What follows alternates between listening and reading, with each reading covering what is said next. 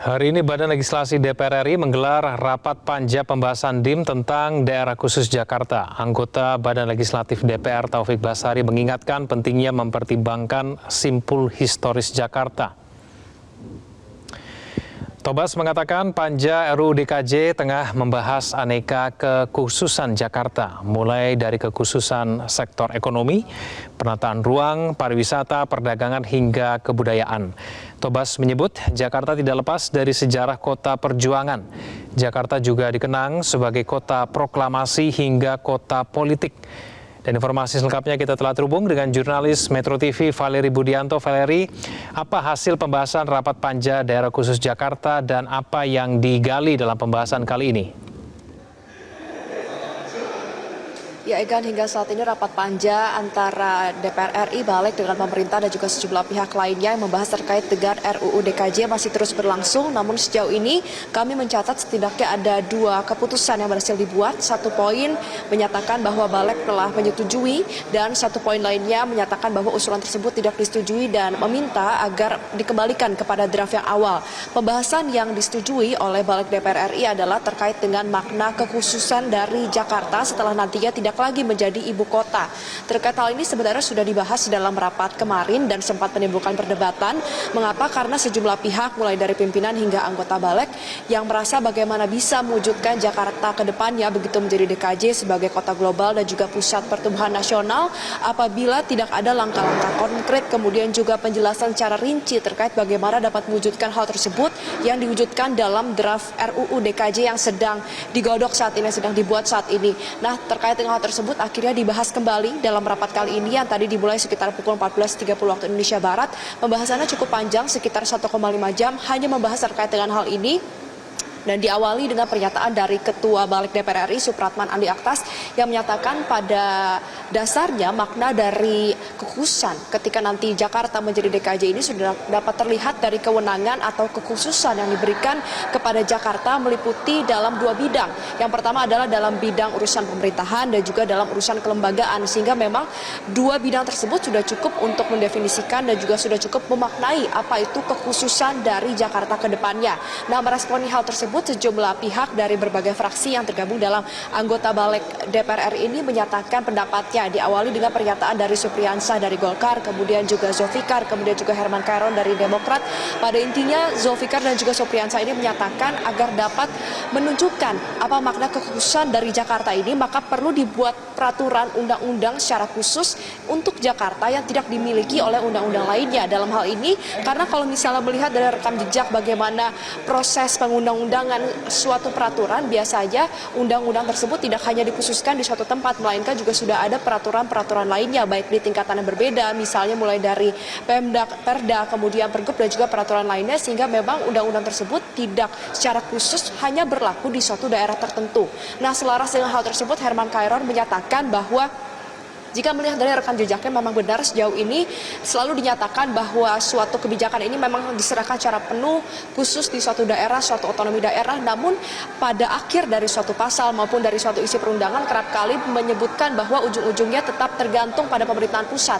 Istilahnya disebutkan bahwa buntutnya dari setiap keputusan selalu dipegang oleh pemerintahan pusat. Akhirnya sebagai dari kesimpulan dari pembahasan yang cukup panjang tersebut disimpulkan oleh Ketua Balik bahwa ia meminta agar dibuat suatu secara lebih spesifik, secara khusus terkait dengan apa yang ingin dirincikan terkait dengan bidang-bidang sesuai dengan bidang yang selama ini sudah dibuat dalam draft RUU DKJ ini, dan nanti disetujui, dijanjikan pasti akan disetujui agar nanti ke depannya RUU DKJ akan lebih spesifik dan juga lebih rinci mengatur secara lebih khusus bagaimana Jakarta ke depannya. Nah, itu tadi terkait dengan poin yang disetujui, namun juga ada 1 poin yang tidak disetujui dan diminta agar dikembalikan kepada draft awal, yaitu terdapat dalam DIM 313 yang mengatur terkait dengan substansi kata Betawi dalam RUU DKJ. Dalam hal ini dinyatakan bahwa anggota dari Balik kemudian juga pimpinan tidak setuju dengan usulan dari pemerintah yang meminta dan juga membuat usulan untuk tidak memasukkan substansi Betawi dalam RUU DKJ khususnya dalam DIM 313 ini dan meminta agar mengembalikan kepada draft yang semula. Mengapa? Karena menurutnya yang identik dengan Jakarta adalah orang asli Jakarta Betawi yang sudah memiliki sejarahnya, sudah memiliki budayanya yang sudah begitu melekat. Oleh karena itu harus dihormati, harus diakui keberadaannya dan juga akhirnya memutuskan bahwa harus mengembalikan draft RUU DKJ yang bukan dari pemerintah melainkan pada usulan awal yang dibuat dan juga dirumuskan oleh DPR RI. Nah, saat ini rapat baru saja dimulai kembali karena tadi sempat diskors hingga pukul 16.30 waktu Indonesia Barat dan saat ini di dalam sedang membahas terkait dengan aset, ada juga sejumlah pembahasan lainnya yang disebutkan akan dibahas karena memang ditargetkan agar pembahasan terkait dengan RUU DKJ ini dapat rampung secepatnya agar nanti dapat dibawa ke dalam rapat paripurna pada tanggal 4 April 2024 mendatang. Kita akan sama-sama nantikan Egan karena memang masih ada sejumlah isu lainnya yang juga menjadi polemik, menjadi pertanyaan di masyarakat terkait dengan draft RUU DKJ ke depannya dan juga bagaimana nasib dari Jakarta ke depannya setelah tidak lagi menjadi ibu kota. Sementara demikian Egan, kembali ke Anda di studio. Apakah pemerintah dan DPR masih optimis RUU DKJ ini akan diketok sebelum Idul Fitri?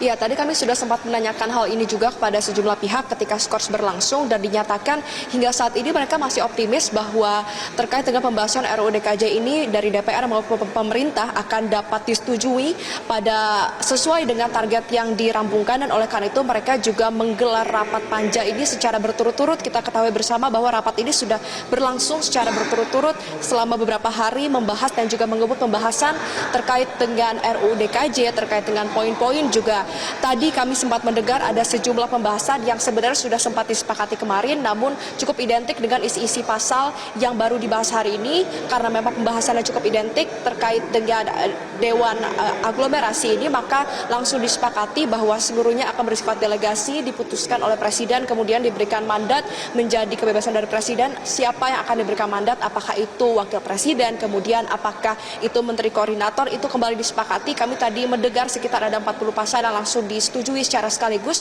karena memang seluruhnya bersifat identik dan ini juga dirasa dapat menjadi salah satu intensi dan juga kesanggupan dari DPR RI agar dapat segera merumuskan dan juga menyetujui RUU DKJ agar nantinya dapat sesuai dengan jadwal dan juga pastinya sesuai dengan target yang diberikan yaitu pada tanggal 4 April 2024 nanti akan dibawa dan juga dibahas dalam rapat paripurna DPR RI. Egan. Baik, terima kasih atas informasinya, Valerie Budianto. Jelajahi cara baru mendapatkan informasi. Download Metro TV Extend sekarang.